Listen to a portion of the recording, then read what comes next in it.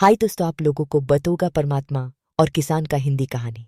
एक बार एक किसान परमात्मा से बड़ा नाराज हो गया। कभी बाढ़ आ जाए, कभी सूखा पड़ जाए, कभी धूप बहुत तेज हो जाए तो कभी ओले पड़ जाए। हर बार कुछ ना कुछ कारण से उसकी फसल थोड़ी खराब हो जाए।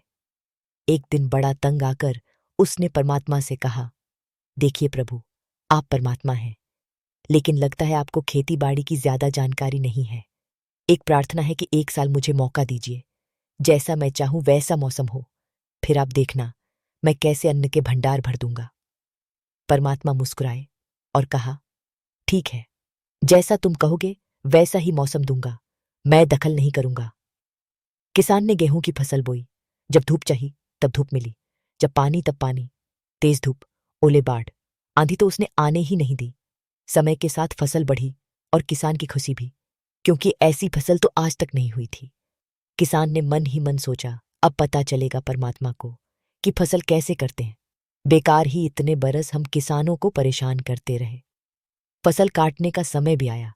किसान बड़े गर्व से फसल काटने गया, लेकिन जैसे ही फसल काटने लगा, एकदम से छाती पर हाथ रखकर बैठ गया। गेहूं की एक भी बाली के अंदर गेहूं नहीं था। सारी बालियां अंदर से खाली थी। बड़ा दुखी होकर उसने परमात्मा से कहा, प्रभु ये क्या हुआ? तब परमात्मा बोले, ये तो होना ही था। तुमने पौधों को संघर्ष का जरा सा भी मौका नहीं दिया। ना तेज धूप में उनको तपने दिया, ना आंधी ओलों से जूझने दिया। उनको किसी प्रकार की चुनौती का एहसास जरा भी नहीं होने दिया। इसीलिए सब पौधे खोखले रह गए। जब आंधी आती है, तेज बारिश होती है, ओले गिरते हैं, तब पौधा अपने बल से ही खड़ा रहता है। वो अपना अस्तित्व बचाने का संघर्ष करता है, और इस संघर्ष से जो बल पैदा होता है वो ही उसे शक्ति देता है, ऊर्जा देता है, उसकी जीवटता को उभारता है। सोने को भी कुंदन बनने के लिए आग में तपने, हथौड़ी से पिटने, गलने जैसी चुनौतियों से गुजरना पड़ता है। तभी उसकी स्वर्णिम आभा उभरती है, उसे अनमोल बनाती है। उसी तरह जिंदगी में भी अगर संघर्ष ना हो, चुनौती ना हो, तो आदमी खोखला ही रह जाता है।